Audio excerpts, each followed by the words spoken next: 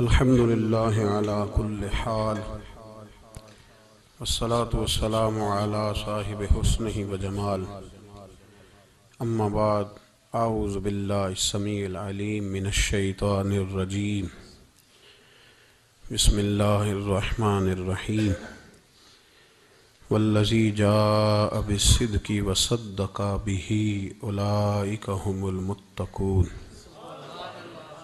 صدق اللہ العظیم وصدق رسولہ النبی الکریم ان اللہ وملائکتہ یصلون علی النبی یا ایہا الذین آمنوا صلوا علیہ وسلموا تسلیما الصلاة والسلام علیک یا سیدی یا رسول اللہ وعلى آلك وأصحابك يا سيدي يا حبيب الله اللهم صل على سيدنا ومولانا محمد معدن الجود والكرم وآلہ وصحبہ وبارک وسلم۔ تمام تعریفیں حمد و ثنا اللہ تعالی جل مجدہ الکریم کے لیے، ہر قسم کے درود و سلام نبی رحمت، نور مجسم، شفیع معظم، احمد مجتبیٰ جناب حضرت محمد مصطفیٰ صلی اللہ تعالی علیہ وسلم کی ذات والا صفات کے لیے حمد و صلات کے بعد امیر المومنین، خلیفۃ المسلمین، خلیفہ اول بلا فصل حضرت سیدنا ابو بکر صدیق رضی اللہ تعالیٰ عنہ کی سیرت پر، آپ کے فضائل اور کمالات پر چند باتیں۔ قرآن مجید فرقان حمید میں اللہ کریم نے فرمایا والذی جاء بالصدق وصدق بہ، فرمایا وہ جو سچ لے کر تشریف لائے اور وہ جنہوں نے اس سچ کی تصدیق کی، اولئک ھم المتقون، یہی اللہ سے ڈرنے والے ہیں۔ جو سچ لے کر تشریف لائے اور جنہوں نے سچ کی تصدیق کی۔ نبی کریم صلی اللہ علیہ وسلم کو اللہ تبارک و تعالی نے بے شمار لاتعداد معجزات عطا فرمائے۔ حضور کو اللہ تبارک و تعالی نے بے شمار کمالات سے نوازا۔ حضرت عبداللہ بن رواحہ رضی اللہ تعالی عنہ فرمایا کرتے تھے کہ حضور صلی اللہ علیہ وسلم کوئی معجزہ بھی نہ دکھاتے تو حضور علیہ السلام کا چہرہ ہی ایسا تھا کہ لوگوں نے دیکھتے جانا تھا اور کلمہ پڑھتے جانا تھا۔ نبی پاک صلی اللہ علیہ وسلم کو اللہ نے بڑے کمالات دیے۔ کچھ لوگ ایسے تھے جو سارے کمالات دیکھ کر بھی مطمئن نہیں ہوئے، نہیں کلمہ پڑھا انہوں نے۔ یہ ایک فکری پہلو ہے، اس پر ضرور غور فرمائیں۔ جب جنگ ہوتی ہے ذاتی مفادات کی، اور جب انسان کو یہ غلط فہمی سما جاتی ہے کہ مجھے بھی کچھ پتہ ہے، مجھے بھی کچھ آتا ہے، اور جب اس کا یہ ذہن بن جاتا ہے کہ میں نے ہر چیز کو پہلے اپنی چھوٹی سی عقل کے دائرے میں رکھ کے اچھی طرح سے پرکھنا ہے، اگر میری عقل پر چیز پوری آئے گی تو قبول کروں گا ورنہ قبول نہیں کروں گا۔ پھر لوگ نہیں مانتے، بڑے بڑے کمالات تھے، بڑا کچھ تھا، اور جنہوں نے نہیں نہ مانا انہوں نے زیادہ کمالات دیکھے، انہوں نے نہیں مانا۔ ابو جہل کتنی دفعہ معجزہ طلب کرنے آیا، کبھی کہا کہ مجھے بتائیے میری مٹھی میں کیا ہے، اگر آپ بتا دیں گے تو کلمہ پڑھ لوں گا۔ تو حضور علیہ السلام نے فرمایا اگر تیری مٹھی میں جو ہے وہی بتا دے کہ میں کون ہوں تو پھر پڑھ لو گے۔ کنکریوں نے کلمہ پڑھا، اس نے نہیں پڑھا۔ معجزہ دیکھا اس نے، معجزہ مانگا،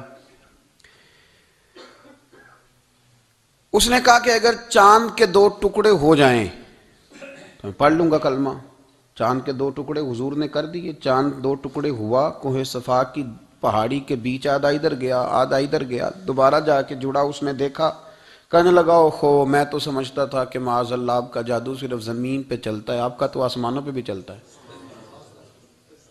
اس نے بڑے کمالات دیکھے لیکن کلمہ نہیں پڑھا۔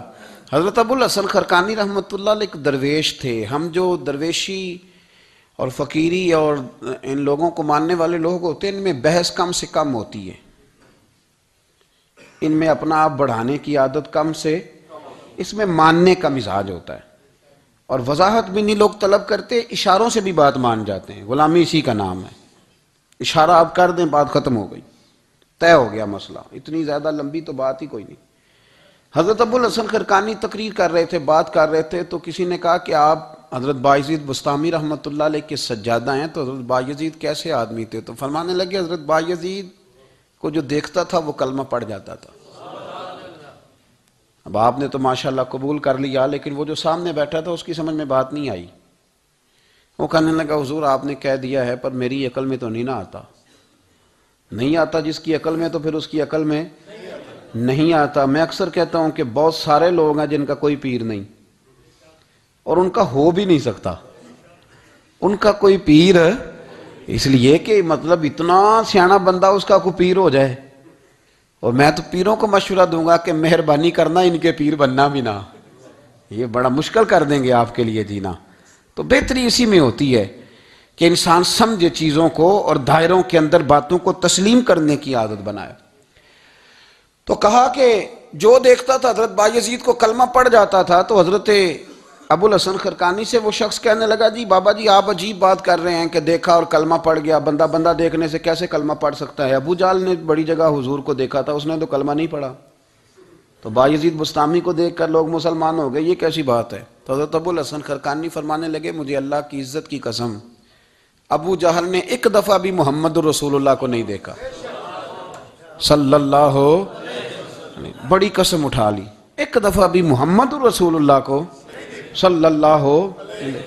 تو وہ شخص کہنے لگا حضور وہ چچا تھے حضور کے، اور دیکھا انہوں نے ایک دفعہ نہیں 1000 دفعہ۔ فرمانے لگے میں سفید داڑھی سے بوڑھا آدمی مسند پہ بیٹھ کے قسم اٹھا رہا ہوں، تو میری بات ہی نہیں سمجھ رہا، نہیں دیکھا ابو جہل نے محمد رسول اللہ صلی اللہ علیہ وسلم کو نہیں دیکھا۔ تو کہا پھر کسے دیکھا؟ تو حضرت ابو الحسن خرقانی فرمانے لگے اس نے جب بھی دیکھا عبداللہ کے یتیم بیٹے محمد کو ہی دیکھا، یہ وہی عبداللہ کا یتیم بیٹا جو یہاں رہتا تھا، ایک دفعہ بھی اس نظر سے دیکھتا نا کہ یہ اللہ کے رسول ہے تو فوراً کلمہ پڑھ کے مسلمان ہو جاتا۔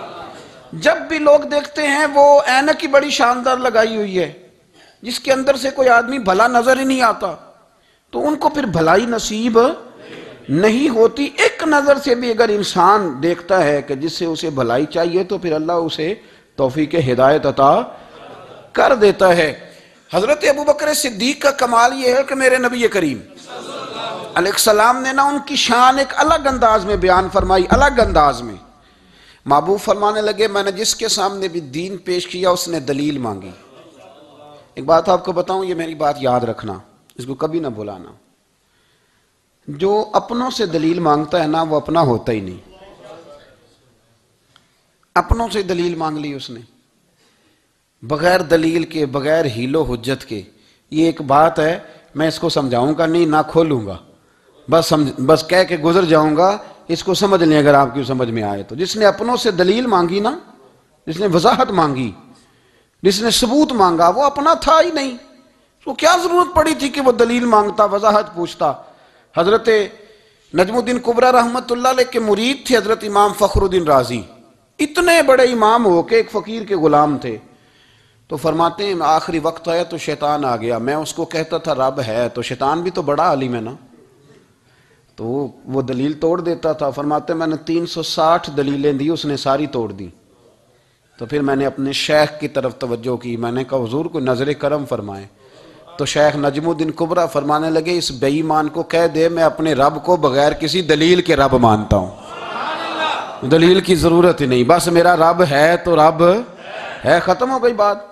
نبی رحمت علیہ السلام فرمانے لگے میں نے جس کے سامنے بھی دین پیش کیا اس نے دلیل مانگی، فرمایا یہ واحد میرا ابو بکر صدیق ہے، میں نے اسے کہا ہے کلمہ پڑھ لو، اس نے دلیل مانگی نہیں، فوراً ہی کلمہ پڑھ کے مسلمان ہو گیا۔ کوئی دلیل نہیں، کوئی معجزہ نہیں، کوئی طلب نہیں، کوئی شے نہیں۔ ساری زندگی مطمئن ہی نہیں ہو پائے لوگ، ساری زندگی اطمینان ہی نہیں ہو سکا، اس کو بھی سنا، اس کو بھی سنا، اس سے بھی سوال پوچھا، اس سے بھی پوچھا۔ بھائی تو مطمئن ہونا نہیں چاہتا، تو بحث کرنے کے لیے علم سیکھ رہا ہے، جس نے عمل کرنے کے لیے سیکھنا ہوتا ہے اس کو تو ایک حرف ہی بڑا کافی ہوتا ہے، تو ایک لفظ کی ضرورت ہوتی ہے، ایک جملے میں ساری زندگی لوگ گزار دیتے ہیں۔ حضرت ابو بکر صدیق رضی اللہ تعالیٰ عنہ نے بحث والا دروازہ نہیں کھولا، حضور نے کہا کلمہ پڑھو تو انہوں نے کلمہ پڑھا اور مسلمان ہو گئے، کوئی دلیل، کوئی وضاحت، کسی چیز کی کوئی حاجت، ختم ہو گئی بات۔ اصل مسئلہ پتہ کیا ہے، جو لوگ سوچ سمجھ کے چلتے ہیں نا، تو سوچ کتنی ہے انسان کی، وہ کتنا کام دے گی۔ یہ جو وارفتگی ہوتی ہے نا، یہ جو محبت ہوتی ہے، یہ جو پیار ہوتا ہے، یہ زندگی کو آسان کر دیتا ہے۔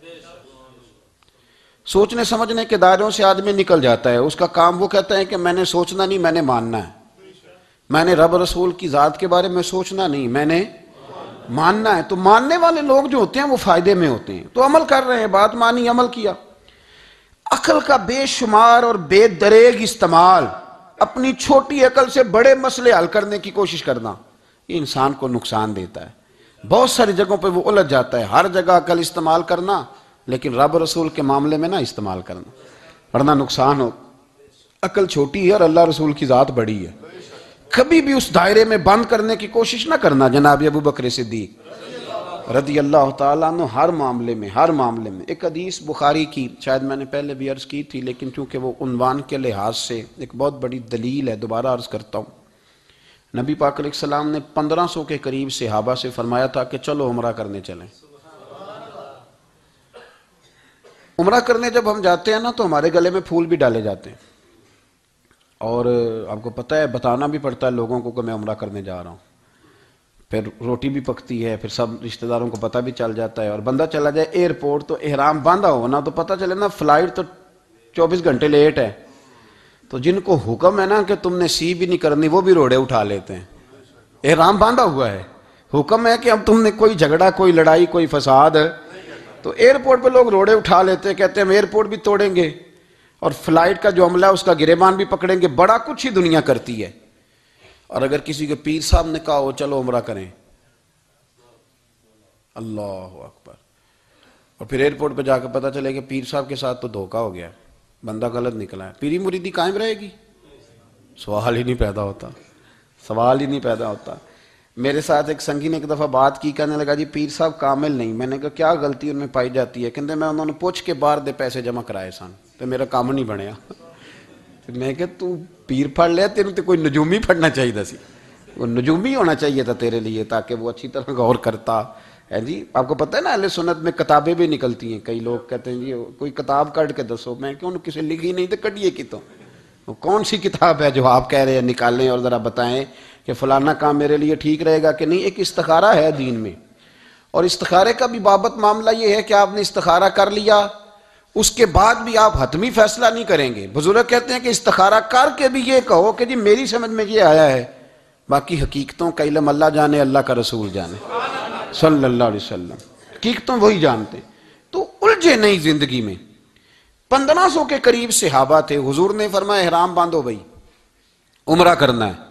حدیبیہ کے مقام پہ گئے تو قریش مکہ نے روک لیا، نہیں کرنے دیں گے۔ جب بات بہت آگے بڑھی تو پھر شرطیں لکھی گئیں، شرطیں بڑی سخت ہیں کہ جو مسلمان مکے سے مدینے آئے گا مدینے والے واپس کریں گے، اور اگر کوئی مسلمان مدینے سے مکے چلا گیا تو مکے والے واپس نہیں کریں گے، ہم ان کے لوگ دیں گے، وہ ہمارا بندہ دیں گے نہیں۔ یہ شرطیں تھی، صحابہ پریشان تھے۔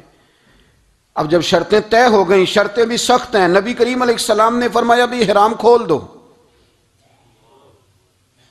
فلائٹ کل نہیں جانی، پرسوں نہیں جانی، یعنی ہم اس سفر میں عمرہ کار ہی نہیں رہے، احرام کھول دو۔ تو امام زرقانی کہتے ہیں سب لوگ پریشان تھے، سب سے پہلے حضرت ابو بکر صدیق اٹھے، سب سے پہلے اٹھے، اٹھ کے احرام کھولا۔ ایک شخص نے کہا آپ کو بڑی جلدی ہے، تو آپ فرمانے لگے جلدی والی بات ہی کوئی نہیں، حضور کے کہنے پر باندھا تھا، نبی پاک کے کہنے پر کھول دیا ہے، ختم ہو گئی بات۔ حضور نے فرمایا باندھ لو تو ہم نے باندھ لیا، حضور نے کہا کھول دو تو ہم نے کھول دی، جلدی والی کیا بات ہوئی؟ صحیح بخاری کے لفظ ہیں، حضرت عمر کہتے ہیں کہ میری سمجھ میں بات نہیں آتی تھی، دب کے صلح کیوں کریں، ہم تو 313 تھے، تو ہم نے بدر میں ان کو بھگا دیا تھا، اب تو ہم 1500 ہیں، تو ہم ان سے قتال کریں گے، لڑائی کریں گے، جنگ ہوگی۔ حضرت عمر فاروق رضی اللہ تعالیٰ عنہ فرماتے ہیں حضور نے شرطیں طے کر لیں، بات لکھی گئی، میں نبی پاک کے حجرے میں داخل ہوا، خیمہ لگا ہوا تھا، میں نے جاتے ہی اپنے جذبہ جہاد کا اظہار کیا اور بڑے جلال میں، یا رسول اللہ آپ سچے رسول ہیں؟ بالکل سچا ہوں، قرآن سچا ہے، بالکل سچا ہے، اسلام سچا ہے، بالکل سچا ہے، حضور ہم دب کے صلح کیوں کریں؟ تو نبی کریم علیہ السلام نے فرمایا عمر تجھے تیری ماں روئے، میں اللہ کا رسول ہوں، میں وہی کہتا ہوں جو میرا رب مجھے حکم ارشاد فرماتا ہے۔ کہتے میں نے فوراً عرض کی یا رسول اللہ صلی اللہ علیہ وسلم آپ نے فرمایا نہیں تھا کہ عمرہ کریں گے؟ تو حضور نے فرمایا کہا تو عمرہ کریں گے، یہ تو نہیں کہا تھا کہ اسی سال ہی کریں گے، کریں گے تو کریں گے۔ جناب عمر کہتے ہیں میں واپس تو آ گیا، پر وہ میرے اندر جو جذبہ جہاد تھا ابھی ٹھنڈا نہیں ہوا۔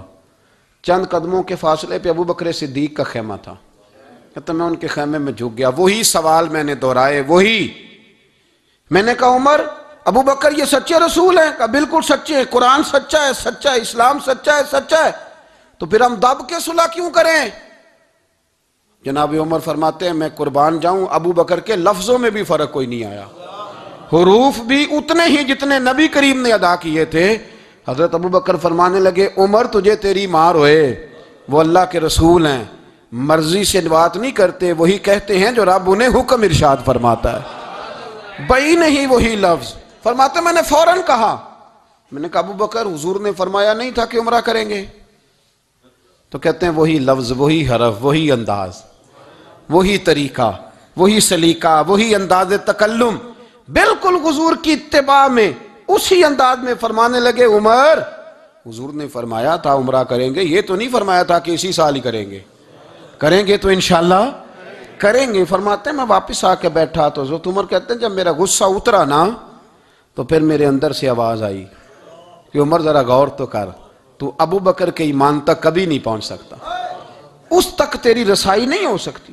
میرے بھائی اتنی بحثیں ہیں ہمارے زمانے میں، اتنا الجھاؤ ہے، اتنا الجھاؤ ہے، یعنی ہر بندہ رائے کا اظہار کرنا ضروری سمجھتا ہے، ہر بندہ کہتا ہے جی میرے خیال میں، ہر بندہ کہتا ہے جی میرا ذہن یہ ہے، بلکہ کچھ تو کہتے ہیں میں اندر کی خبر نہ دوں آپ کو، یعنی اب پتہ نہیں اس کے پاس اندر کی خبریں کیسے آئی ہیں، وہ سمجھ میں نہیں آتی بات۔ کچھ لوگ کہتے ہیں 35-40 سال ہو گئے جی علماء کو سن رہا ہوں، تو میں کہتا ہوں کہ میرا تو خیال ہے کہ 35 دن بھی بندہ کسی کو سن لے تو سیاںا ہو جاتا ہے، تو 35 سال سے اگر آپ کی سمجھ میں نہیں آئے تو پھر زمین ہی بنجر ہے، پھر مہربانی کریں یہ ٹائلیں اکھیڑ کے نا تو نیچے سے کچی زمین نکالیں تاکہ کوئی بات سمجھ میں آئے۔ اگر 40 سال ہو گئے، 40 سال، میں ایک اجتماع میں حاضر تھا، ابھی بھی میں عرض کر رہا تھا، تو وہ صاحب مجھے کہنے لگے کہ حضرت صاحب میں نے نا فلاں عالم کو بھی بلایا، فلاں کو بھی بلایا، فلاں کو بھی بلایا، فلاں کو بھی بلایا، اب آپ کو بلایا ہے، تو اس طرح کر کے میرے ساتھ رویے ہیں، بڑا الحمدللہ پیار ہے۔ تو میں نے ان سے پوچھا آپ نماز پڑھتے ہیں؟ انہوں نے لگا نہیں۔ کچھ اور باتیں پوچھی تو جواب نفی میں آیا، تو میں نے کہا کہ اب آپ نے مہربانی کرنی ہے اتنے علماء کا نام نہیں لینا، کیونکہ پھر تو بزرگوں کے بارے میں لوگ شک کریں گے کہ انہوں نے اس کو دیا کیا ہے۔ تو ایک بزرگ کی بات سنتے ہیں تو کئی دنوں تک وہی ہمیں بڑا تر و تازہ رکھتی ہے، اور آپ کو اتنے عرصہ ہو گیا تو آپ نے حاصل کیا کیا ہے؟ صرف باتوں کا گورکھ دھندا، لفظوں کا ہیر پھیر، جملوں کا الٹ پلٹ کرنا، یہ زندگی ہے؟ یہ زندگی ہے صرف باتیں کیلو کال سن لی آ گئے؟ نہ اسے ذرا آگے نکلیں، عمل کب کرنا ہے؟ میرے بھائی یہ بحثیں، یہ ابحاث، یہ لمبے چوڑے معاملات، یہ طے، بزرگوں میں نا ایک صنف ہے مرید ہونا اور ایک ہوتا ہے طالب ہونا، یہ دو باتیں، یعنی آپ کہیں گئے اس کے مرید ہو گئے تو پھر کسی اور جگہ کسی بزرگ سے نسبت ہوئی تو وہاں آپ طالب۔ میرے پاس کچھ لوگ آتے ہیں کہتے ہیں آپ طالب کر لیں، تو میں کہتا ہوں آپ مہربانی کریں ایک کی نوکری کریں، وہ بڑی مشکل ہے، تو جگہ جگہ پہ جانے کی کیا ضرورت ہے؟ مطلب میں انکار نہیں کرتا کسی ایسی چیز کا جس کو بزرگوں نے رائج کیا، لیکن سمجھے نا، مطلب ایک کی بات پوری سنی نہیں گئی ہم سے، اب خیر کی بات ہر جگہ سے سنیں، ہر جگہ سے، لیکن یہ صرف وہ تعلق بنانے کی کوشش کرنا کہ جس سے تھوڑا سا رابطہ بن جائے، جس سے تھوڑا سا تعلق بن جائے، جس سے تھوڑا سا نا پتہ چل جائے، اس سے نکلیں، سیکھنے کا ماحول بنائیں۔ اتنی عقل کے گھوڑے نہ دوڑائیں کہ عقل بھی بیچاری تھاکی جائے اور کوئی چیز ہاتھ بھی نہ آئے، کچھ کریں، عمل کریں۔ لیکن ایک جگہ پہ میں حاضر تھا تو وہاں دستار فضیلت کا جلسہ تھا، تو ایک مولانا نے تقریر کی، جس طرح تاجر کہہ لیتا ہے نا جی میں الحمدللہ اگر کمائی کرتا ہوں تو غریبوں کو بھی دیتا ہوں، سمجھا لیا نا اپنے آپ کو۔ رشوت لینے والے نے بھی ایک دلیل گاڑ لیا، وہ کہتا ہے میں امیروں سے نہیں، میں غریبوں سے نہیں لیتا، تو امیروں کا حساب لینے کی ڈیوٹی اللہ نے آپ کی لگائی ہے کہ آپ حساب کریں امیروں کا کہ وہ کیا کر رہے ہیں. یہ ہم نے نا یہ دلیلیں گھڑ لی ہیں, یہ ہم نے دلیل گھڑ لی ہے کہ وہی اپنے آپ کو مطمئن کرنے کے لیے. میں حاضر تھا تو ایک مولانا تقریر کی جی, عالم ساری رات. یہ صرف علماء کی بات نہیں, ہر طبقے نے اپنے بارے میں اس طرح کی چیزیں یاد کر لی ہیں, ہم نے رٹ لی ہیں. جیسے خامند نے یاد کر لیا ہے کہ کسی غیر کے لیے سجدہ جائز ہوتا تو اللہ عورت کو حکم دیتا, نبی پاک حکم دیتے کہ وہ خامند کو سجدہ کرے. تو بی بی نے بھی یاد کر لیا ہے کہ حضور نے فرمایا تم میں سب سے بہتر وہ ہے جو بیوی کے حق میں بہتر ہے. سب نے اپنی اپنی مرضی کی چیزیں, دوسری کی مرضی کی چیز کسی نے یاد نہیں کی, سب نے اپنی اپنی مرضی کی چیزیں یاد کر لی. تو مولانا تقریر کر رہے تھے, کہنے لگے جی حضور نے فرمایا ہے کہ عالم ساری رات سویا رہے اور عابد ساری رات عبادت کرتا رہے, درجہ پھر بھی عالم کا زیادہ ہے. پھر دوسرے آئے, انہوں نے بھی اسی حدیث پہ بات کی. تیسرے آئے تو انہوں نے بھی اسی حدیث پہ بات کی. تو میرا نمبر آیا تو میں نے کہا جی یہ جو حدیث آپ سنا رہے ہیں نا, یہ حدیث بالکل ٹھیک ہے, بالکل ٹھیک ہے کہ عالم ساری رات عشاء پڑھ کے سوئے, فجر کے وقت اٹھ کے فجر پڑھے, اور عابد ساری رات نماز پڑھے تو درجہ پھر بھی عالم کا زیادہ ہے. بالکل ایسے ہی ہے, بلکہ ایک حدیث میں تو یہ ہے کہ 70 عابد بھی عبادت کریں اور عالم سویا رہے تو ان 70 سے سونے والے عالم کا درجہ. یہ بات بالکل ٹھیک ہے, لیکن میں نے کہا اس کا بھی خیال رکھو کہ یہ حدیث غوث پاک کو بھی آتی تھی, یہ غوث پاک کو بھی آتی تھی حدیث, اور بڑے عالم تھے, پر وہ تو عشاء پڑھ کے مصلے پہ بیٹھتے تھے اور فجر تک مصلے پہ بیٹھے رہتے تھے. حالانکہ یہ حدیث انہیں بھی آتی تھی, یہ حدیث خواجہ معین الدین چشتی کو بھی آتی تھی, اور وہ بڑے عالم تھے, لیکن اس کے باوجود وہ عشاء پڑھتے تھے اور فجر تک مصلے پر بیٹھے رہتے تھے. حضرت عثمان غنی سے بڑا عالم تو کوئی نہیں نہ ہوگا اس زمانے میں, حضرت عثمان غنی رضی اللہ تعالیٰ عنہ جیسا شخص تو کوئی نہیں نہ ہوگا, پر وہ عشاء کے بعد قرآن پاک پڑھنا شروع کرتے تھے اور فجر سے پہلے پہلے قرآن پاک ختم کر لیا کرتے. تو دلیلیں صرف بحث کے لیے یاد نہ کریں, اپنے آپ کو بچانے کے لیے یاد نہ کریں, اپنے وجود کو سکون دینے کے لیے دلائل نہ یاد کریں. میں دین کے کس دائرے سے کس طرح بچ کے نکل سکتا ہوں اس کے لیے دلائل یاد نہ کریں, عمل کے رستے پہ آئیں, عمل کے رستے پر. جناب ابو بکر صدیق اللہ تعالیٰ عنہ کا کمال یہ ہے, زکوٰۃ کتنے فیصد دینی چاہیے؟ چلے اللہ تعالیٰ شکر ہے, 3-4 لوگوں کو تو پتہ ہی ہے نا جی, باقی بھی ان سے سن کے یاد کر لیں. کتنے فیصد ہے؟ اللہ آپ کو خوش رکھے. اب کچھ اور نے بھی پروگرام بنا لے. کتنی جی؟ چلو اب ٹھیک ہو گیا. 2.5% ہے نا جی. آپ یقین کریں کسی تاجر سے آپ بات کر کے دیکھ لیں, 6 گھنٹے مناظرے کے بعد وہ مانتا ہے کہ 2.5% دوں گا میں صحیح کہہ رہا ہوں آپ کو. وہ کہتے ہیں جی وہ تو ٹھیک ہے لیکن کچھ قرضہ بھی ہے, 2.5% زکوٰۃ ہے وہ تو ٹھیک ہے لیکن ہو سکتا ہے میری بہن بھی حصہ مانگ ہی لے, پیسوں میں سے اس کا بھی نکلتا, کیونکہ پروگرام نہیں نا جی, ارادہ نہیں. زکوٰۃ 2.5% ہے تو کہتے ہیں جی وہ نا میں نے تولا ہے سونا, پورا نہیں بنتا ابھی, وہ تھوڑی سی کمی ہے. یہ اس وقت دلائل ہیں, اس وقت ابحاث ہیں جب دینے کا پروگرام. اور تاجروں نے اب ایک نیا سلسلہ شروع کیا, کہتے تھوڑی تھوڑی سارا سال ہی دیتا رہتا ہوں, تھوڑی تھوڑی کر کے. آپ نے جس سے 5 کروڑ روپیہ لینا ہو وہ اگر کہے کہ 10,000 مہینے کا لے لو, لے لیتے ہو. ہمارے فقہاء نے تو یہ لکھا ہے کہ جب زکوٰۃ دو نا تو ایک آدمی کو ساری دو. حضرت عمر بن عبدالعزیز رحمۃ اللہ علیہ کے زمانے میں ایک آدمی کو لوگوں نے زکوٰۃ دی تو اتنی دے دی کہ اگلے سال وہ خود زکوٰۃ دے رہا تھا, بہت بڑا کاروبار اس نے سٹارٹ کر لیا تھا. معیار نہیں ہے نا جی تھوڑی تھوڑی دیتا رہتا ہوں. کئی لوگ ایسا کرتے ہیں کہ دکان میں جو پرانی چیزیں ہوتی ہیں وہ زکوٰۃ کے دور پہ دینی شروع کر دیتے, جو مال نہیں بیک رہا اس کو زکوٰۃ بنا دو. کیوں؟ دینے کا پروگرام نہیں. حضرت ابو بکر صدیق رضی اللہ, ذرا زندگی دیکھو, کہتے ہیں جس دن کلمہ پڑھا 40,000 دینار تھے, اور کلمہ پڑھے ابھی مجھے چند مہینے گزرے تھے, سارے مصطفیٰ کے قدموں پہ قربان کر دیے. پھر مال کمایا, پھر 4,000 دینار تھے, 4,000. جس دن ہجرت کے لیے نکلا 4,000 تھے. انہیں بھی پتا تھا 2.5% دینا چاہیے, ان کی بھی بیٹیاں تھیں, جوان بھی تھی, چھوٹی بھی تھی, ان کے بھی بچے تھے, لیکن دین کو ضرورت ہے. میرے رسول پاک صلی اللہ علیہ وسلم کے دین کو حاجت ہے. تو فرماتے ہیں اشرفیاں تھیں میرے گھر میں, پیسے تھے, درہم تھے, دینار تھے. میرے والد بوڑھے تھے, ان کو خیال تھا کہ ابو بکر ساری دولت نہ لے جائیں. تو حضرت اسماء بنت ابی بکر سے جناب ابو بکر صدیق نے کہا کہ اس طرح کرنا, ایک گڑا چھوٹا سا تھا, گڑا ٹویا, اس میں پیسے ہوتے تھے. فرمایا اس میں روڑے رکھ دینا, اوپر ٹاٹ ڈال دینا, والد نابینا ہے, اگر پوچھے نا پیسے تو ان کا وہاں ہاتھ لگا دینا, انہیں پتہ چلے ابو بکر سارا مال لے کے نہیں گیا، فرماتے میں ہجرت پہ جانے لگا تو 4000 سارے ہی لے گیا، سارا مال ہی یار، یا 2.5% کے لیے رٹا پڑا ہوا ہے، 2.5% کے لیے لوگ بحث کر رہے ہیں، 2.5% کے لیے لوگ دلائل چاہیے، کئی مفتیان کرام سے پوچھیں گے، پھر پروگرام بنائیں گے دینا ہے کہ نہیں دینا۔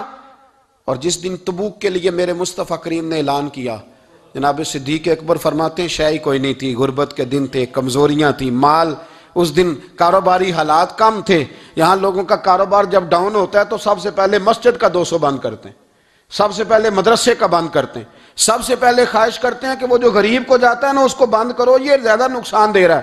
حضرت ابو بکر صدیق رضی اللہ تعالیٰ عنہ فرماتے ہیں حالات خراب تھے، جیب دیکھی تو اتنے پیسے ہی نہیں تھے کہ مصطفیٰ کریم کو پیش کر سکوں، تو پھر کیا کیا؟ امام جلال الدین سیوطی کہتے ہیں ابو بکر صدیق نے نا گھر کے اندر کپڑا بچھایا، اور پھر صدیق اکبر نے کیا کیا کہ توا بھی رکھا، برتن بھی رکھے، اس پہ چولہا بھی رکھا۔ ابو بکر صدیق نے اس کے اوپر گھر والوں سے کہا کہ ایک ایک جوڑا پہن لو، ادھر دیکھو میری طرف، ایک ایک جوڑا پہن لو، اور باقی نا سارے جوڑے بھی یہاں رکھو۔ اور پھر جب لوگ بچوں نے دیکھا نا کہ ابا تو کپڑے بھی رکھوا رہا ہے، کیا بنے گا؟ فرمایا تمہیں تو ایک ایک جوڑے کی اجازت دے رہا ہوں نا، ذرا میری طرف دیکھو۔ خود اندر گئے تو ٹاٹ کا لباس پہن کے کپڑے بھی اتار کے رکھ دیے، کپڑے بھی اتار کے زمین اسی میں رکھے، سارا کچھ باندھا، لباس ٹاٹ کا، تن تندور تے ہڈاں دا بالن، تے اسی ہاواں نال تپایا، کپ کپ مکیاں پیڑے کیتے، اتوں عشق پلے تھل لایا، تن دا سالن من دی ہانڈی، لون صبر دا پایا، غلام فریدہ وے میں ساری تیری، تین وجہ یقین نہیں آیا۔ ہر چیز لپیٹ کے نا تو نبی کریم کی بارگاہ میں لے گئے، ہر چیز۔ میرے محبوب کا بھی انداز دیکھو، فرمایا ماں اب کہتا لے اہلے کا، گھر بھی کچھ چھوڑ کے آئے ہو۔ دیکھیں ادھر دیکھیں، جب کوئی لاتا تھا تو حضور فرماتے تھے کیا لے کے آئے ہو، یہ کیا ہے؟ یہ پوچھا جاتا ہے کہ یہ پوچھا جاتا ہے گھر کیا ہے؟ بھئی آپ کو کسی نے کوئی تحفہ دیا تو شاپر کھول کے تحفہ دیکھیں گے یا پوچھیں گے گھر کیا ہے؟ لیکن میرے رسول پاک کے لفظ دیکھیں، فرمایا ماں اب کہتا لے اہلے کا۔ ابو بکر سجنا گھر کیا چھوڑ کے آئے ہو؟ تو رو پڑے، کہنے لگے یا رسول اللہ میں کوئی غریب تو نہیں، میں بڑا مالدار ہوں۔ اب کہتا لہم اللہ و رسول، گھر اللہ بھی چھوڑ آیا ہوں، اللہ کا رسول بھی چھوڑ آیا۔ حضور میں کوئی کنگال نہیں، میں مصطفیٰ والا ہوں، میں کوئی غریب نہیں، میں نبی والا ہوں، میں رب رسول کو گھر چھوڑ آیا ہوں۔ میرے مصطفیٰ کریم علیہ السلام فرمانے لگے تیرے پیچھے جبریل امین کھڑے، اور انہوں نے ٹاٹ کا لباس پہنا ہوا ہے، اور تیرے آنے سے پہلے وہ آ گئے تھے۔ تو میں نے پوچھا جبریل یہ بوریے کا لباس؟ عرض کی یا رسول اللہ ابو بکر نے پہنا ہے تو رب کو اتنا پسند آیا سارے فرشتوں کو پہنا دیا ہے، سارے فرشتوں کو پہنا دیا، سارے فرشتوں۔ ذرا یہ لذت تو لیں بات کی، جب 2.5% پہ جھگڑا ہوتا ہے نا تو پھر نماز میں مزہ نہیں آتا۔ جب تو 2.5% پہ بھی اڑا رہتا ہے نا، پھر درود و سلام پڑھتے پڑھتے طبیعت معاذ اللہ پریشان ہوتی ہے۔ جب الجھے ہوئے پھر مسائل اور ہیں۔ پھر میرے محبوب کریم بولے، میں ابو بکر رب کریم نے ایک پیغام بھی بھیجا ہے۔ یا رسول اللہ وہ کیا؟ فرمایا رب فرماتا ہے کہ ابو بکر سے پوچھ کے بتائیں کہ اس حال میں وہ رب سے راضی ہے کہ ناراض ہے۔ یہاں اقبال بولے، کہنے لگے خودی کو کر بلند اتنا، خودی کو کر، یہ وہ درجہ ہے، یہ وہ مقام ہے، خودی کو کر بلند اتنا کہ ہر تقدیر سے پہلے پھر خدا بندے سے خود پوچھے بتا تیری رضا کیا ہے۔ فرمایا رب پوچھتا ہے آپ راضی ہیں کہ ناراض ہیں؟ تو پھر ابو بکر صدیق بھی کھول کے روئے، کہا یا رسول اللہ میں کل بھی اپنے رب سے بڑا ہی راضی تھا، میں آج بھی اپنے رب سے بڑا ہی راضی ہوں۔ یہاں لوگ لے کے بھی نہیں راضی ہوتے، ابو بکر سارا کچھ دے کے بڑے ہی راضی ہیں، سارا کچھ دے کے۔ شریعت کا قاعدہ ہے کہ سارا مال آپ اللہ کے رستے میں نہیں دے سکتے، قانون شریعت ہے۔ حضرت ابی بن کعب نے کہا تھا یا رسول اللہ سارا دینا ہے، فرمایا نام بھائی چوتھا حصہ دے، 3 حصے بچوں کو دے۔ حضرت ابو لبابہ نے کہا تھا میں اس پر دلائل دے سکتا ہوں، احادیث موجود ہیں، حضور سارا مال دینا ہے، فرمایا نام بھائی چوتھا حصہ دے، 3 حصے بچوں کو دے۔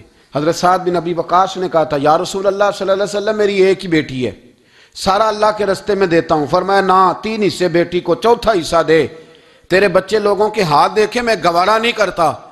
ان سے کہا کہ چوتھا حصہ دو تب قبول کروں گا۔ ابو بکر صدیق سے فرمایا تو سارے لے آ، تیرا سارا ہی قبول ہے، تو سارے لے آ تیرا۔ اور ایک لفظ حدیث میں ایسا ہے، آپ یقین کریں، غلام ہوں کسی فقیر کا، تو جب میں اس کو پڑھتا ہوں نا تو آپے سے بات باہر نکل جاتی ہے۔ حضور کا ایک فرمان ہے، جب اس پر توجہ آتی ہے نا تو مطلب یہ کہ لفظ جو ہے نا وہ ٹوٹ جاتے ہیں، بکھر جاتے ہیں، اور دل کہتا ہے کہ نہیں یہ جو ہے نا یہ معراج ہے، یہ اصل ہے، یہ حقیقت ہے۔ وہ ترمذی کے لفظ ہے، پر آپ یقین کریں کہ لگتا یہ ہے کہ دنیا محبت ساری سمٹ گئی اس میں۔ نبی کریم علیہ السلام فرمانے لگے مجھے کسی کے مال نے اتنا نفع ہی نہیں دیا جتنا ابو بکر صدیق کے مال نے دیا۔ اور پھر اگلے لفظ ایسے ہیں کہ روح وجد کرتی ہے۔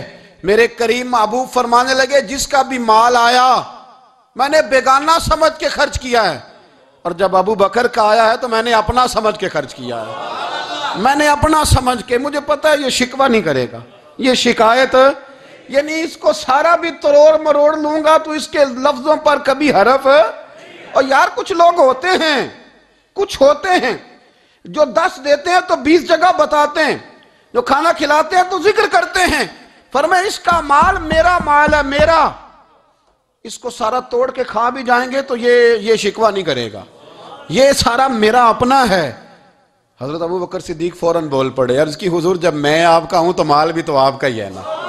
یا رسول اللہ جب میں نے اپنا آپ نہیں بچا کے رکھا تو پھر مال۔ حضرت مولانا معین الواعظ کاشفی نے لکھا ہے، اچھا کئی دفعہ ایسے ہوتا ہے میں بات کوئی اور بیان کرنا چاہتا ہوں تو شروع معاملہ کسی اور طرف نکل جاتا ہے۔ مولانا معین الواعظ کاشفی نے لکھا ہے کہ وہ جو سانپ تھا نا غار ثور میں، وہ 600 سال سے بیٹھا ہوا تھا۔ حضرت عیسیٰ علیہ السلام ایک دن پڑھ رہے تھے انجیل، تو آپ نے نبی پاک کا تذکرہ پڑھا، اس سانپ نے سن لیا، تو حضرت عیسیٰ سے کہنے لگا حضور یہ بتائیں کہ وہ نبی پاک ملیں گے کہاں؟ تو حضرت عیسیٰ فرمانے لگے کہ مکے میں آئیں گے اور مدینے میں رہیں گے۔ تو کہا ملاقات کیسے ہو سکتی ہے؟ فرمایا چلا جا مکے۔ تو وہ سانپ 600 سال غار ثور میں، اور اس نے 70 جگہ پہ سوراخ کیے۔ کتنے سال بیٹھا رہا؟ بول کے بتائیے۔ آپ 6 گھنٹے بیٹھ کے دکھائیں، سوال ہی نہیں پیدا ہوتا۔ ہم بڑے کمزور ہو گئے، ہمارے لیے معاملہ بڑا اور طرح کا ہے، ہماری مرضی کا کوئی بات کرے تو ہم اس سے راضی ہیں، انتظار کرنا اور یہ سارے کام کرنا یہ تو بڑا مشکل معاملہ ہے، یہ تو بڑی عجیب سی کیفیت ہے۔ میرے صاحب رحمۃ اللہ تعالیٰ علیہ 2015 میں کراچی تشریف لائے، میں اپنے ایک سنگی کو لے کے پہنچ گیا، چھوٹا موٹا مولوی میں بھی ہوں۔ صبح میں 7 بجے کے 8 بجے ہم وہاں پہنچ گئے، حضرت آرام فرما رہے تھے، نمازیں انہوں نے اندر ادا فرمائی ساری، ظہر بھی ہوئی، پھر عصر بھی ہوئی، پھر مغرب بھی ہوئی، پھر عشاء بھی ہوئی۔ عشاء کے بعد وہ سنگی ہم سے کہنے لگے کہ آپ کتنا انتظار کریں گے؟ تو میں نے کہا کہ انتظار تو کرتا ہے بڑا آدمی، بڑے لوگ انتظار کرتے ہیں، تو چھوٹے لوگ تو اطاعت کرتے ہیں، ہم چھوٹے ہیں تو ان کی مہربانی ہے، اگر زیارت ہو جائے تو تب بھی ٹھیک ہے، اگر وہ کہیں نہیں ملنا۔ میرے سنگی ساتھ موجود تھے، صبح سے گئے اور عشاء کے بعد کا وقت آ گیا، نہیں انہوں نے ملنا تو پھر بھی ٹھیک، وہ ہس بولے تھے وہ مہربانی، نہیں تو اساں تے لاڑ ہی لڑاؤنے نے، اس کی مہربانی ہے، اگر بات ہو جائے تو ٹھیک ہے ورنہ کوئی معاملہ نہیں۔ تو عشاء کی نماز کے بعد انہوں نے ہمیں یہ کہا کہ پیغام آیا کہ محفل میں جہاں حضرت جا رہے ہیں وہیں ملاقات ہوگی۔ تو ہم نے کہا یہ بھی بڑی نعمت ہے، جلوہ دیکھنا بھی بہت بڑی سعادت ہے، اس لیے کہ ہمیں پتہ ہے کہ وہ کیفیت کیا ہے، وہ رنگ کیا ہے، ان کا انداز کیا ہے۔ پیچھے جا کے بیٹھ گئے تو پھر ان کا حکم آیا کہ اس کو ذرا آگے آئے۔ جب میں اسٹیج پہ گیا تو فرمانے لگے مجھے سویرے ہی پتا تھا آپ آ گئے، کوئی عرض نہیں، اتنا کوئی انتظار تو بندہ کر ہی لیتا ہے۔ اب یقین کریں وہ دن کی جو لذت ہے نا وہ آج تک گئی نہیں طبیعت سے، وہ سرور گیا نہیں۔ کبھی کبھی سوچتا ہوں کہ اس سے ڈبل بھی انتظار کبھی ہو جائے، پر ایک دفعہ زیارت پھر نصیب ہو جائے، کبھی کبھی یہ سوچتا ہوں۔ 600 سال وہ سام بیٹھا رہا، 600 سال، اور 70 اس نے سوراخ کیے غار ثور میں، لیکن وہ بھی عاشق تھا نا۔ اور یہاں معاملہ یہ تھا کہ ابو بکر صدیق دعا مانگ کے گئے تھے کہ میں نے کسی کو موقع نہیں دینا، ایک میں ہوں گا دوسرا میرا یار ہوگا۔ وہ غار ثور کی تو لذت یہ والی تھی، ایک میں ایک میرے محبوب۔ اس نے 70 سوراخ کیے ہوئے تھے، جناب ابو بکر صدیق نے کہا حضور آپ ٹھہریں، میں ذرا بھی آیا صفائی کر کے۔ تو نبی کریم علیہ السلام رکے تو حضرت ابو بکر صدیق نے کہیں پگڑی پھاڑ کے رکھی، کہیں چادر پھاڑ کے رکھی، اتنے سوراخ بند کیے تو جو ایک رہ گیا وہاں ایڑی رکھ دی۔ تو اب وہ سام بھی شکوہ کرنے لگا کہ یار تو بھی کوئی نرالا ہی عاشق ہے کہ میں نے تو کسر ہی کوئی نہیں چھوڑی تھی، 70 سوراخ کیے تھے اور تو نے بھی کمال ہی کر دی ہے، یہ سارے ہی بند کر دیے، جو بچ گیا اس پہ ایڑی رکھ دی۔ اس نے پتہ نہیں کتنے ڈنگ مارے۔ سام کا جب ڈنگ لگتا ہے تو وجود میں بہت زیادہ گرمی پیدا ہوتی، گرمی۔ حضرت ابوبکر صدیق کے بارے میں ہمارے شارحین نے لکھا روئے نہیں، وجود اتنا گرم ہوا کہ آنسو ٹپک پڑے۔ نبی کریم صلی اللہ علیہ وسلم نے فرمایا ہٹا نا ذرا پیر، پھر انہوں نے ہٹایا تو میرے مصطفیٰ میں لعاب دہن لگایا۔ مولانا معین الواعظ کاشفی رحمت اللہ علیہ فرماتے ہیں کہ جب انہوں نے قدم ہٹایا نا تو پھر وہ سانپ باہر نکلا، اپنا سر نکالا اور کھڑا ہو کے حضور کا دیدار کرنے لگا۔ تو نبی کریم نے فرمایا تیرا کام ہو گیا، اب تو جا، مجھے اور ابو بکر کو رہنے دے۔ تو نکل گیا۔ یہ کیفیات ہے، یہ محبت ہے، یہ وارفتگی ہے، یہ سوز ہے، یہ درد ہے۔ یارو یہ میں کہا کرتا ہوں کہ یہ چیز جینے کا بھی مزہ دیتی ہے، مرنے کا بھی مزہ آتا ہے، مرنے کا بھی مزہ، سرور آتا ہے انسان اس میں جب یہ کیفیات شامل ہوتی ہے نا۔ رنگ اور ہوتا ہے، درد اور ہوتا ہے، ذائقہ اور ہوتا ہے، کیفیت اور ہوتی ہے، پھر کوئی شوق نہیں رہتا اعلیٰ کپڑوں کا، بڑی گاڑی کا، لمبے چوڑے معاملات کا۔ پھر تو انسان ڈھونڈتا پھرتا ہے کوئی مجھے محبوب کی بات سنائے، کوئی اس کی شان میں کوئی شعر سنائے، کوئی اس کا ذکر سنائے، کوئی مل جائے نا کبھی کہ میرے تار چھیڑ دے، کوئی ملے، کوئی بات کرے، کوئی ذکر کرے۔ پھر انسان ڈھونڈتا پھرتا ہے ان لفظوں کو، ان لوگوں کو جو پکڑ کے دروازہ رسول صلی اللہ علیہ وسلم کی بارگاہ تک لے جائیں۔ بڑا پیار کیا میرے قریب محبوب۔ حضرت علی المرتضیٰ شیر خدا فرماتے میٹنگ بیٹھی تھی بدر والے دن، ہم بات کر رہے تھے خطرہ کہاں ہے، دلیر لوگوں کی ڈیوٹی کہاں لگائی جائے۔ شیر خدا بھی چاہ رہے تھے کہ میں وہاں ڈیوٹی دوں گا، تو کہتے ہیں سمجھ آئی کہ سب سے زیادہ خطرہ نبی کریم علیہ السلام کے عریش مبارک کا ہوگا، حضور کے خیمے کو، چھپر مبارک کو۔ قریش مکہ سب سے زیادہ حملے وہاں کریں گے جہاں حضور ٹھہرے ہوں گے۔ طے ہو رہا تھا کس کی ڈیوٹی لگائیں، کس کو وہاں ذمہ داری سونپیں۔ کہتے ہیں ہم بات کر رہے تھے اور میں تیار تھا وہاں جانے کو، اچانک ابو بکر صدیق آ گئے۔ کیا باتیں ہو رہی ہیں؟ تو ہم نے کہا جناب ہم پروگرام بنا رہے ہیں کہ وہاں ڈیوٹی کس نے کرنی ہے، تو فرمانے لگے یہ کرنے والی بات ہی کوئی نہیں، میں نے تو عرض کر بھی دیا ہے نبی پاک کی بارگاہ میں کہ یا رسول اللہ یہاں ڈیوٹی میں ہی کروں گا۔ تو حضرت ابو دردہ رضی اللہ تعالیٰ عنہ عرض کرنے لگے حضرت ابو بکر صدیق سے کہ حضور آپ کے ساتھ کون ڈیوٹی کرے گا؟ فرمانے لگے کسی کی بھی ضرورت نہیں، کوئی ماں نے لال جنا ہی نہیں، کوئی جنا ہی نہیں ماں نے لال جو ابو بکر کے ہوتے ہوئے نبی پاک تک پہنچ جائے، کسی کی جرت ہی نہیں، میں اکیلا کافی ہوں مصطفیٰ کریم کے خیمے کا پہرا دینے کے لیے۔ یہ اعزاز، یہ شان، یہ لطافت، اور میرے نبی کریم علیہ السلام نے بھی پر حضرت ابو بکر کو چاہا تو کمال ہی کر دیا، چاہا تو کمال ہی کر دی، کمال ہو گئی۔ حضرت ابو دردہ کہتے ایک دن حضور علیہ السلام نے مجھے فرمایا ابو دردہ یہ تو نے آج کیا کیا ہے؟ حضور کیا ہوا؟ فرمایا آج تو گلی میں چل رہا تھا اور ابو بکر صدیق کے آگے آگے چل رہا تھا، گلی میں ابو بکر کے آگے آگے چل رہا تھا۔ یا رسول اللہ صلی اللہ علیہ وسلم کیا ہوا؟ فرمایا نہ کسی پہ سورج طلوع ہوا نہ غروب ہوا جو میرے ابو بکر سے افضل ہو، خبردار اس کے آگے نہیں چلنا، ابو بکر صدیق کو کمر نہ ہونا چاہیے۔ شاہ ولی اللہ صاحب نے ایک بات لکھی ہے، بڑی نرالی ہے، وہ بھی بڑی نرالی۔ مثل تعویذ ہوتے ہیں نا کچھ لوگ، جب بھی ملتے ہیں شفا ہوتی ہے۔ بڑی شاندار عجیب بات لکھی ہے۔ حضور صلی اللہ علیہ وسلم نے ایک دن فرمایا کہ وقفے سے ملا کرو محبت بڑھتی ہے، یہ حضور کا فرمان ہے، وقفے سے ملا کرو محبت بڑھتی ہے۔ قدر کھو دیتا ہے نا ہر روز کا آنا جانا، اور بڑی دلچسپ ہوتی ہیں بے ترتیب ملاقاتیں۔ تو کہا کہ وقفے سے ملا کرو۔ حضرت ابو ہریرہ بھی تھے، دیگر لوگ بھی تھے، حضور نے فرما دیا۔ حضرت ابو بکر صدیق بھی سن رہے تھے۔ زور کی نماز پڑھی گھر چلے گئے، عصر پڑھی تو گھر چلے گئے، مغرب پڑھی تو گھر چلے گئے۔ حضرت انس بن مالک رضی اللہ تعالیٰ عنہ کہتے ہیں 3 دفعہ حضور نے پوچھا ابو بکر نہیں آئے؟ ابو بکر نہیں آئے؟ ابو بکر نے کہتے 3 دفعہ پوچھا تو میں پھر پہنچ گیا، میں نے کہا ابو بکر 3 دفعہ حضور نے پوچھ لیا کہ ابو بکر نہیں آئے، ابو بکر نہیں آئے۔ تو جناب صدیق اکبر دوڑے حضور حکم، فرمایا کہاں تھے صبح سے؟ عرض کی یا رسول اللہ آپ نے تو فرمایا تھا وقفے سے ملا کرو محبت بڑھتی ہے۔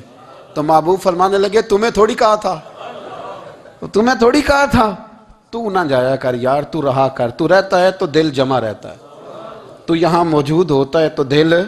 اب یقین کریں کچھ لوگ ایسے ہوتے ہیں جن کے بارے میں دل کرتا ہے انہیں بندہ خرید کے پاس رکھ لے، ان کو خرید لے، یہ یہیں رہیں، یہ جائیں نہ، اس لیے کہ ان کا لب و لہجہ اور ہوتا ہے، ان کا طرز حیات اور ہوتا ہے، طرز غلامی اور ہوتا ہے، طرز فرما برداری اور ہوتا ہے، انداز اور ہوتا ہے۔ فرمایا تو نہ جایا کر، یہی رہا کر۔